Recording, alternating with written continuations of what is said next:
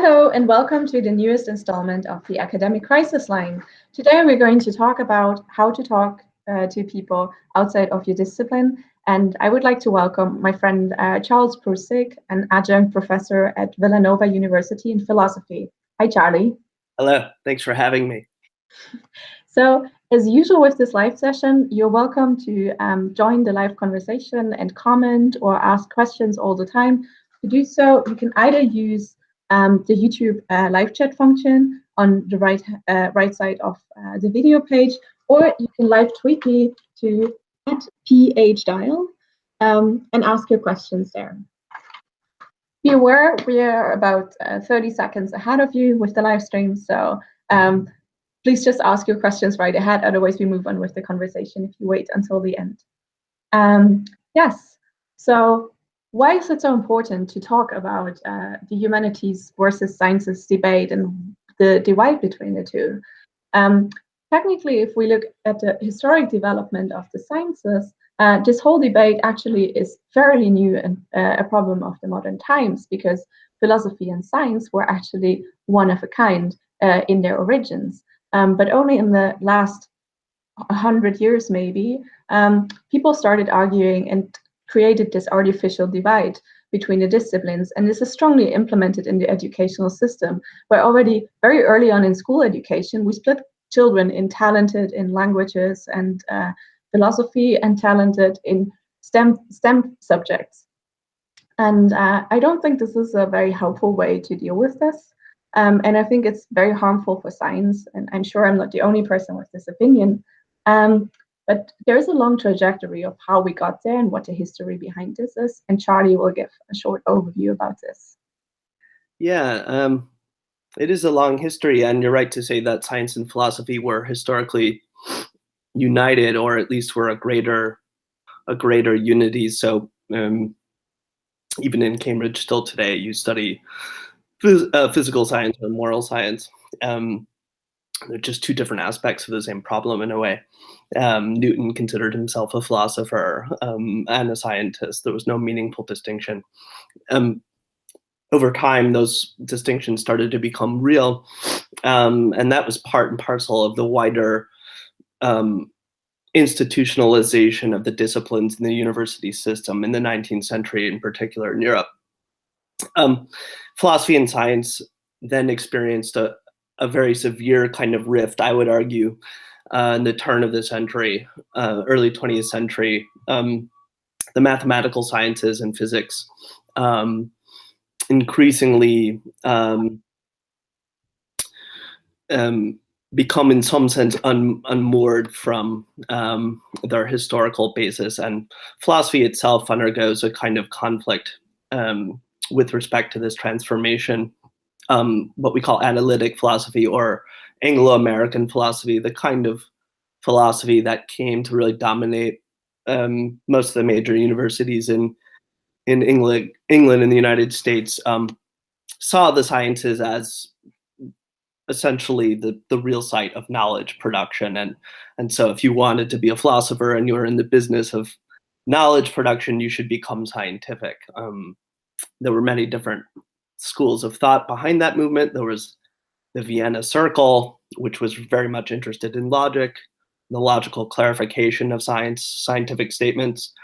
There was positivism, which was very much concerned with questions of the relationship of the empirical facts and analysis to knowledge. But in one way or another, analytic philosophy gave itself the task of, in a sense, providing some kind of conceptual foundation for the sciences. Analytic philosophy kind of parted companies in some sense with what's now referred to as continental philosophy, primarily the philosophical tradition emanating from arguably Kant, Descartes, Hegel throughout the 20th century, which was more interested in questions of history, of culture, of theology, perhaps metaphysics. And this tradition in one respect was more conservative in that it wanted to preserve that basic interdisciplinarity.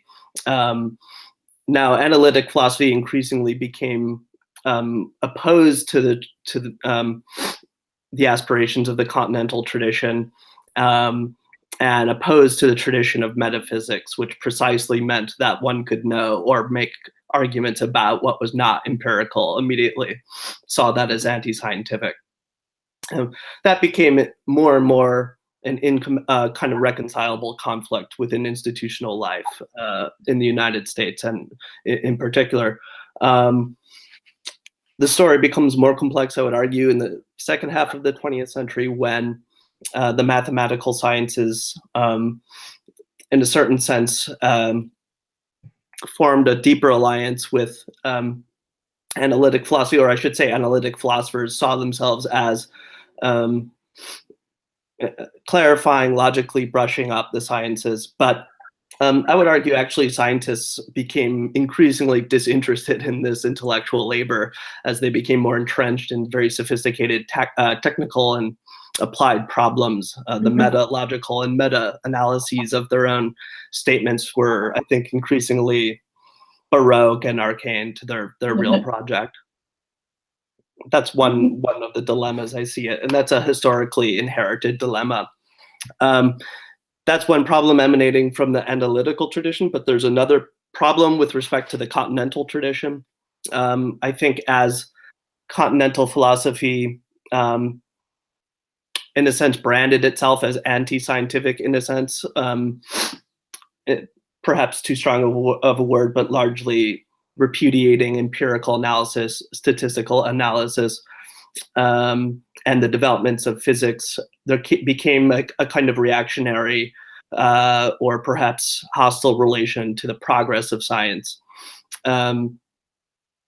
This kind of conflict kind of manifests every once in a while. There became a kind of tendency among continentalists to occasionally appropriate the language and concepts of science in ways that were pretty confused, and that kind of came to a head with what's called the Sokal hoax. Sokal was a physicist who presided over a journal of, or excuse me, he submitted an article to a journal of social thought, which was kind of deliberately a hoax. It was filled with scientific jargon, and the article was published, and so it was meant to be a kind of expose of how continental thought had, in a sense, lost touch with the reality of the sciences, which in some senses it had.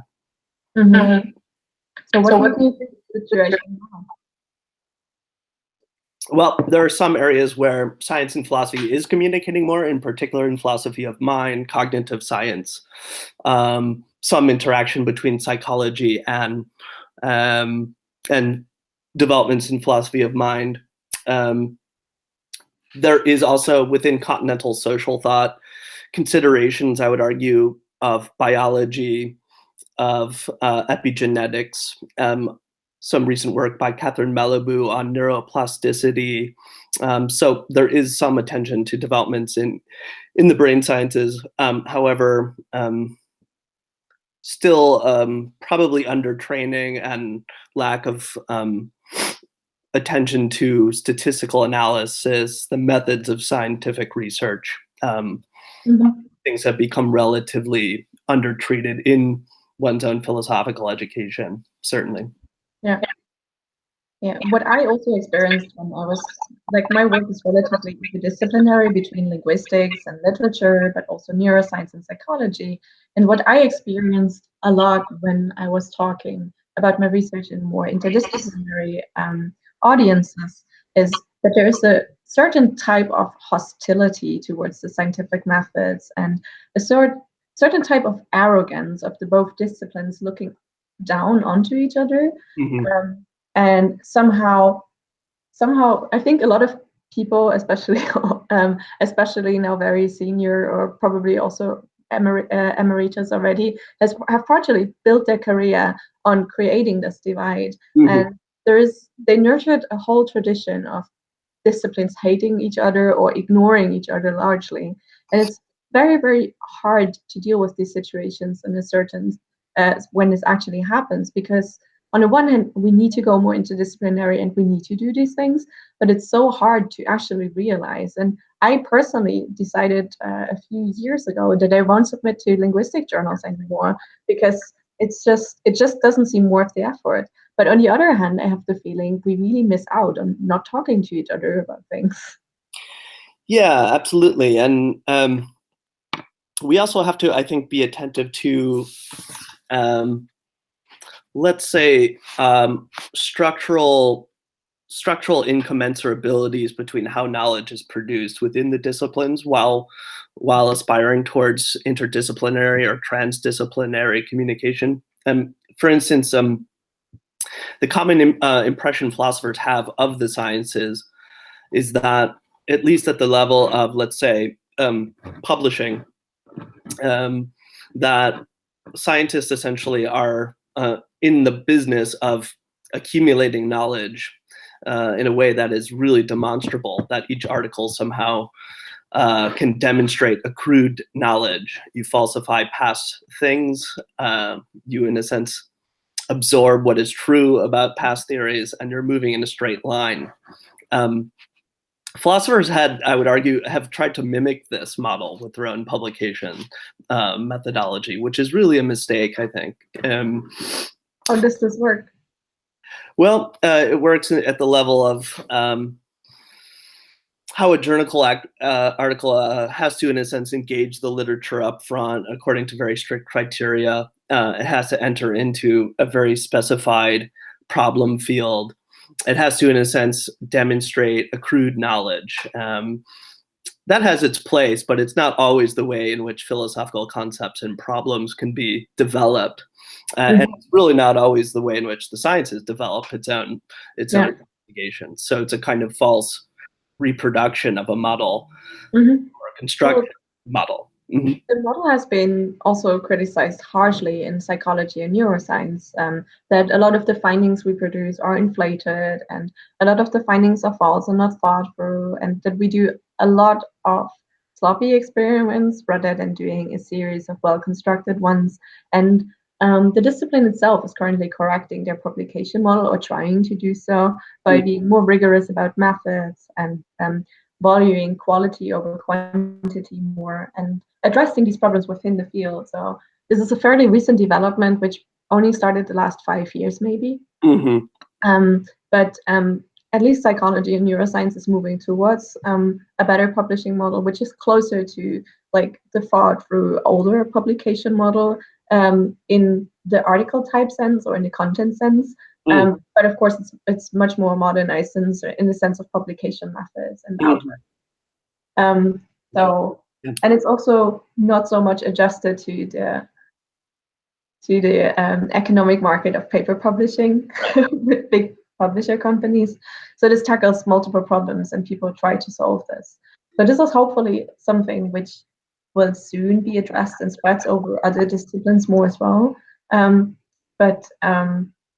Yeah, I don't think this is the only problem. It's also like what is acceptable as a good research, or what people accept as a finding or proof of concept or proof of a hypothesis and whatnot, and how to move forward from this. And of course, one of the big problems is that psychologists and neuroscientists are often extremely sloppy in their terminology and how they operationalize the phenomenon.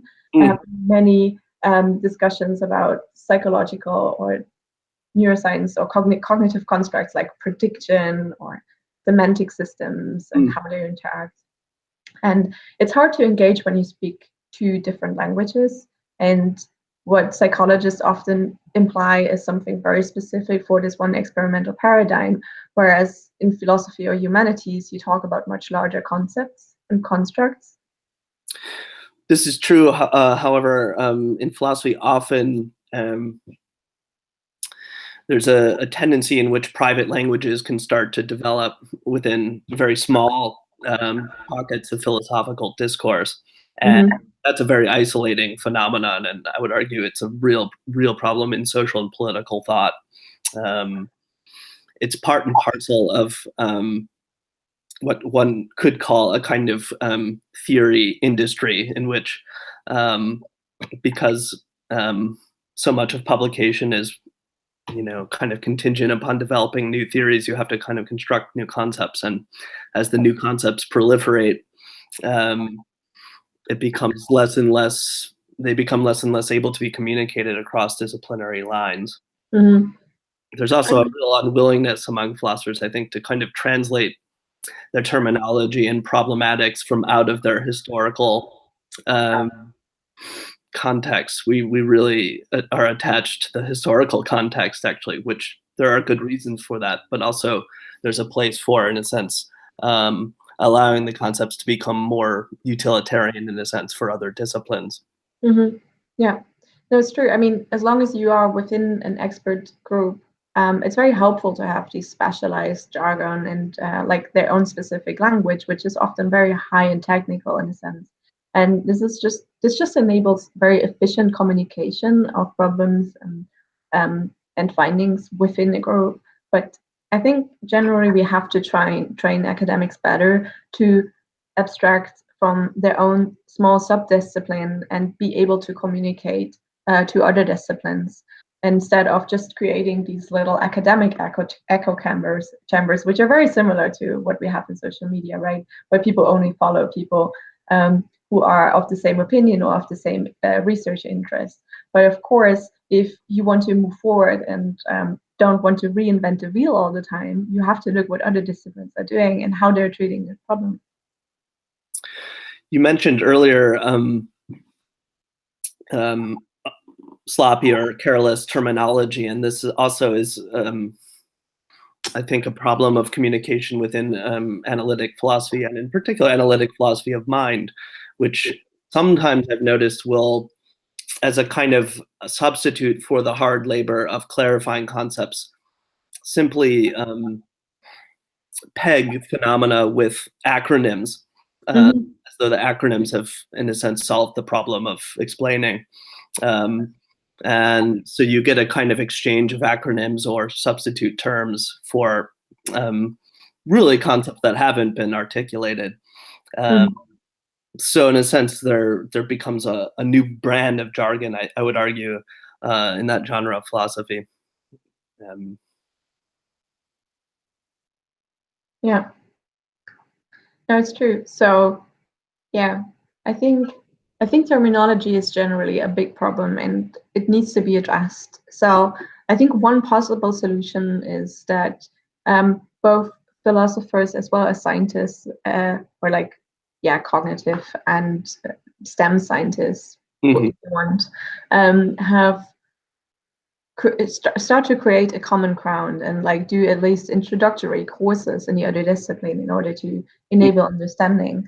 But in the long term, we need more common goals, or we need to find actually spaces in which we can interact more, which is not that easy to do because our faculties are usually geographically separated, our conferences are separated, and we generally live in a very different culture. Yeah. Yes. There also seems to be a kind of crisis over applicability within philosophical disciplines as the universities become more and more corporatized and more beset by problems of high tuition rates. And it seems that one of the problems of contemporary philosophy is a kind of crisis of legitimation.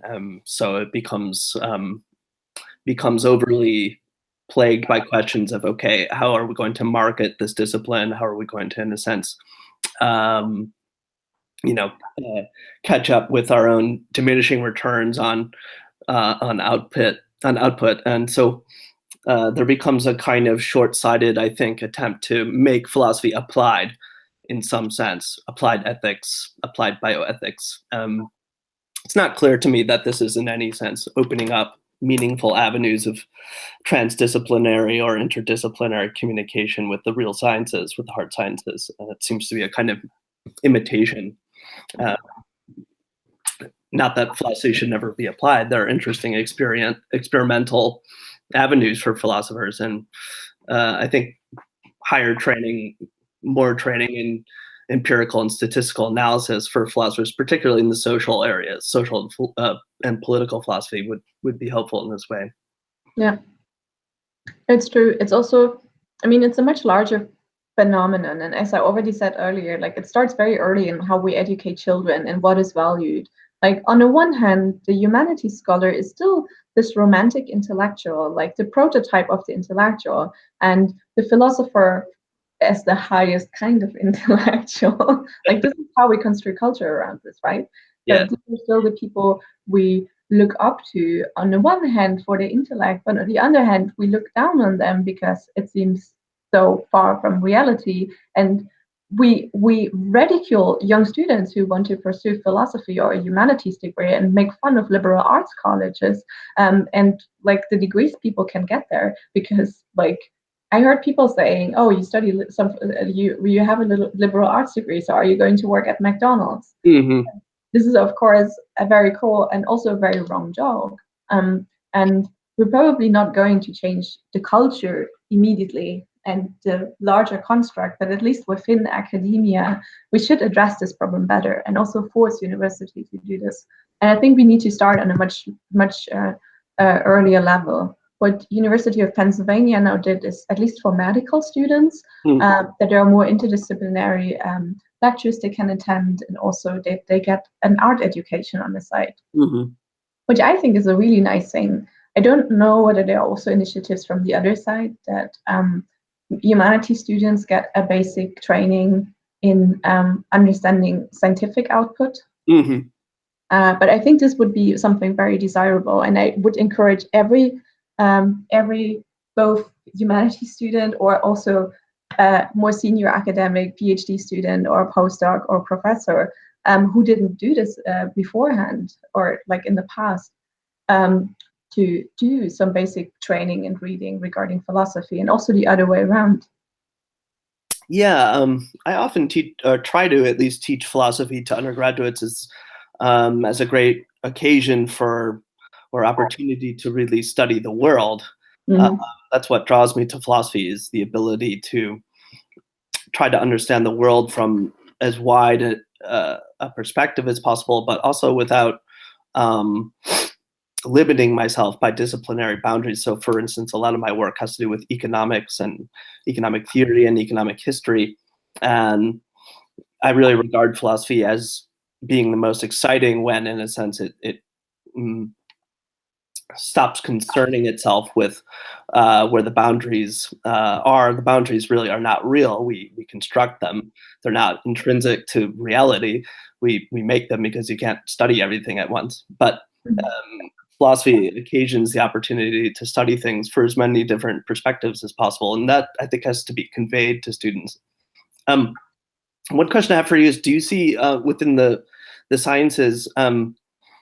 I mean, I might be wrong here, but is there a kind of divide between, let's say, a science which is more theoretical physics, and the applied sciences? Is there somehow?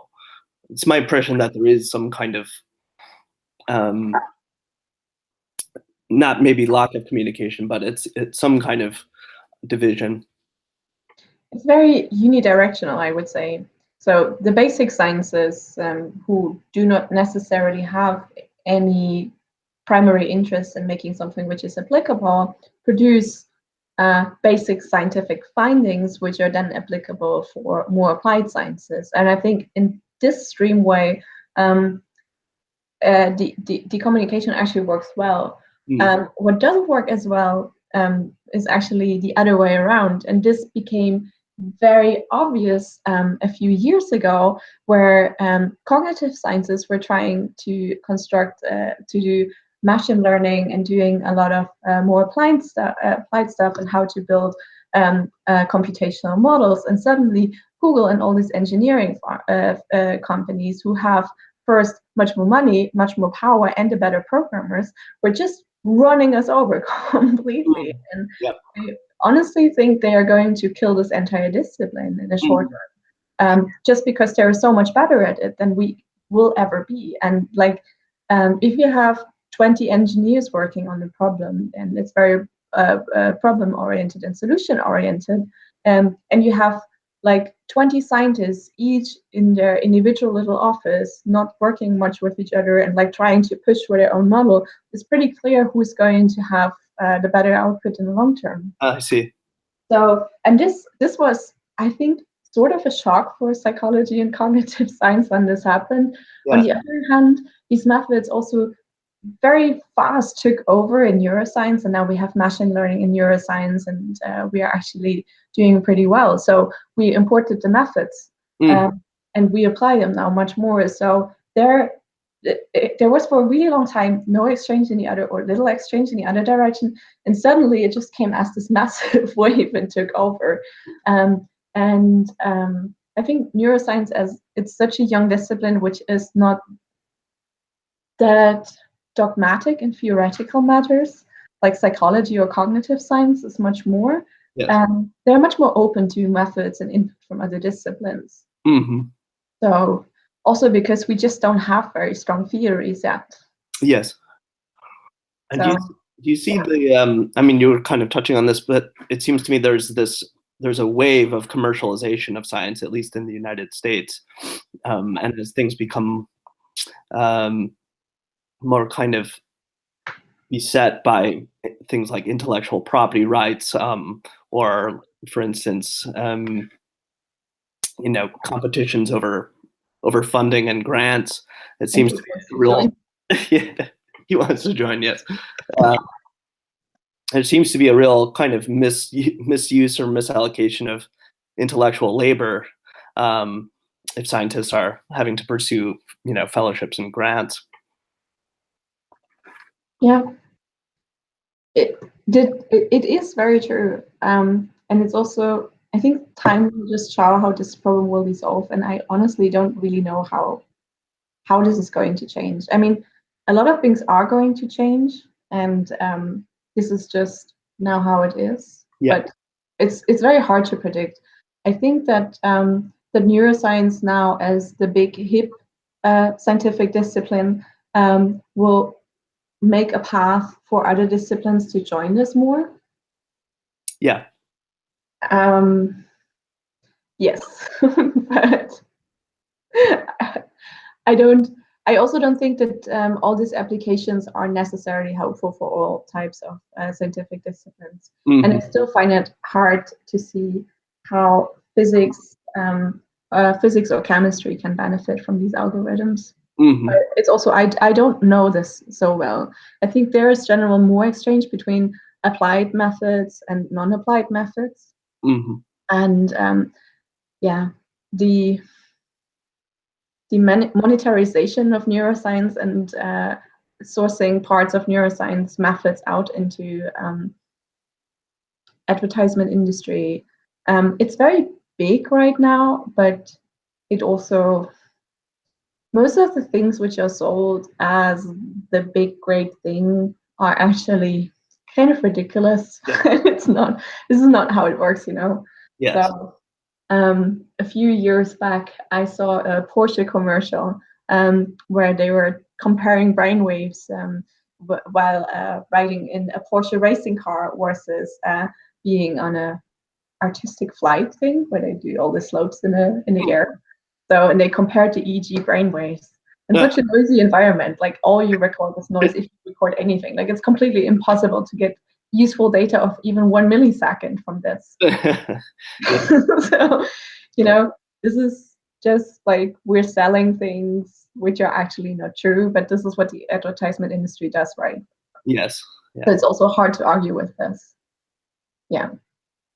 What I find more difficult is this turns more into science communication, is that everything which now has a brain on top of it is considered to be true, which of course also it is not, but it's just hip and fancy, and as soon as you put the brain stamp on it, it's more trustworthy. Yeah. But given as little as we understand about the brain, yeah, and given that a lot of studies are just poorly designed, yeah, it's also difficult to say this, but this leads a bit astray from the current debate. Yeah.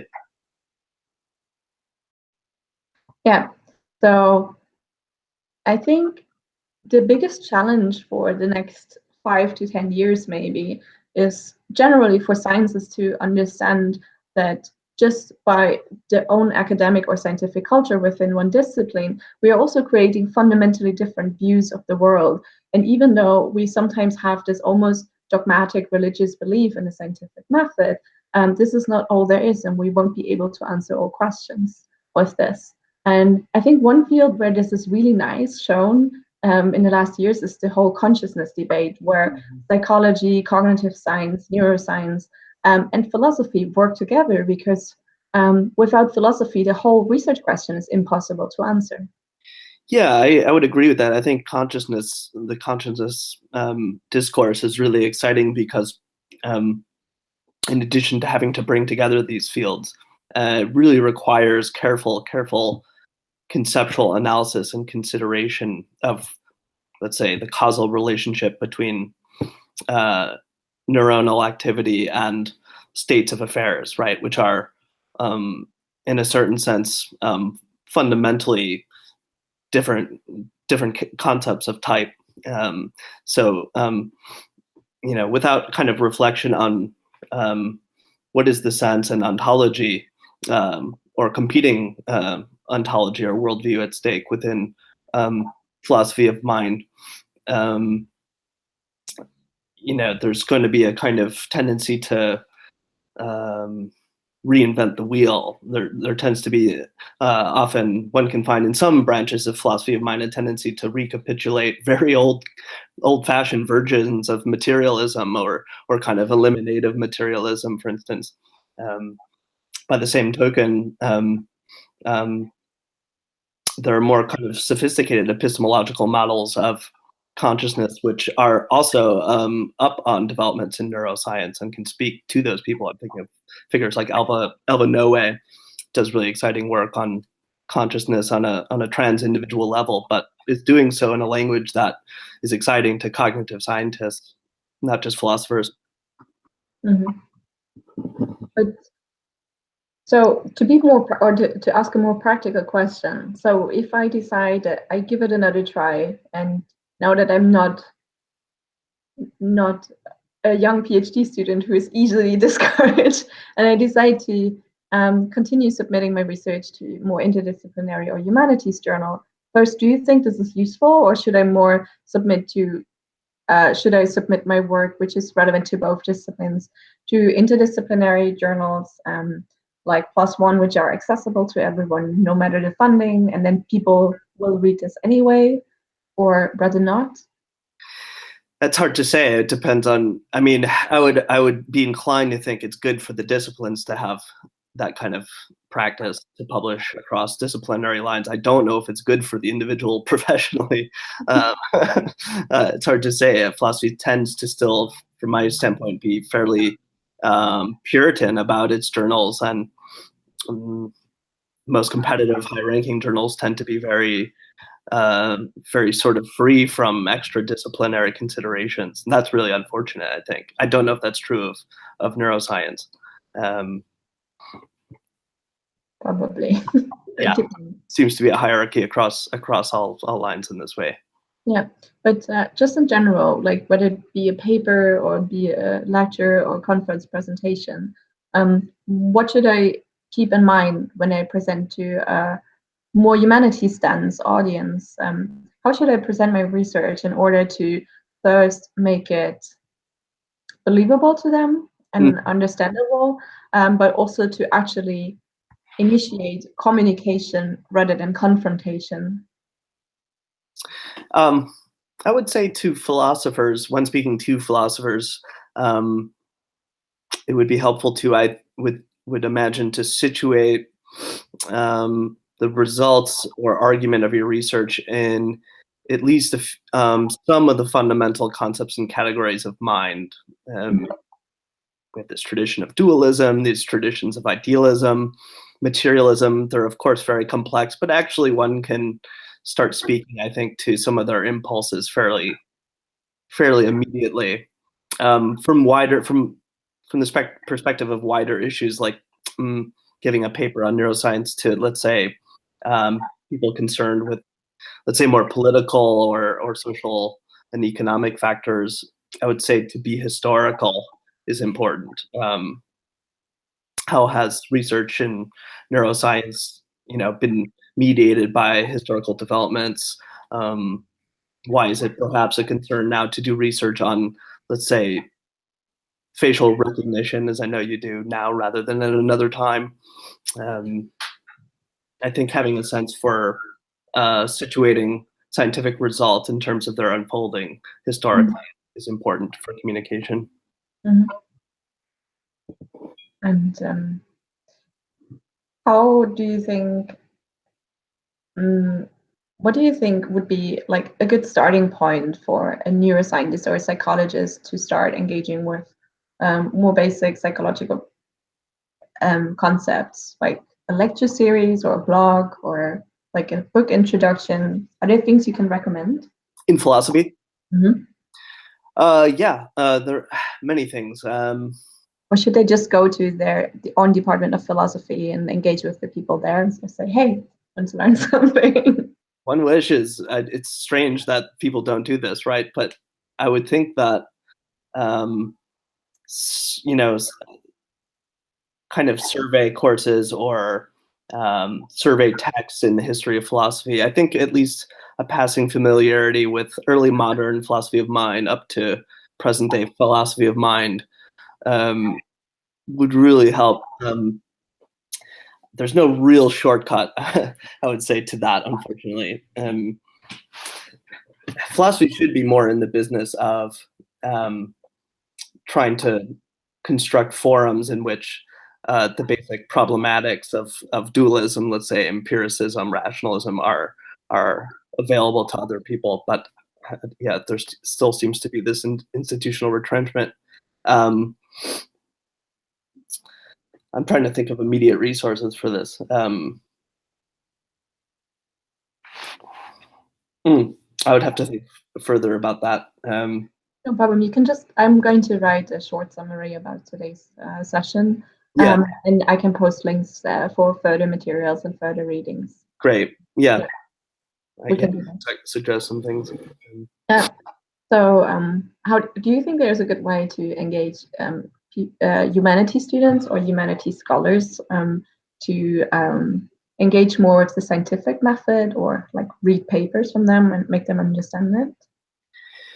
Yeah, there's definitely great works of philosophy of science, I think, that treat these questions. I teach occasionally Kuhn's philosophy of structure of scientific revolutions, which is a real landmark in that regard.